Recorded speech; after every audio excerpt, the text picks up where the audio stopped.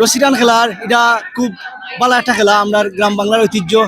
আমরা অনেক দিন ধরে খেললে ইরাম, আপনারা দোয়া করবো আমরা লাগি যাতে আমরা ভবিষ্যতে খেললে দিতাম পারি। আসলে রশি টান খেললে আমরা অত্যন্ত খুব ভালো লাগে, এর লাগে আমরা খেলতাম। আর সকলে আমরা লাগি দোয়া করবা।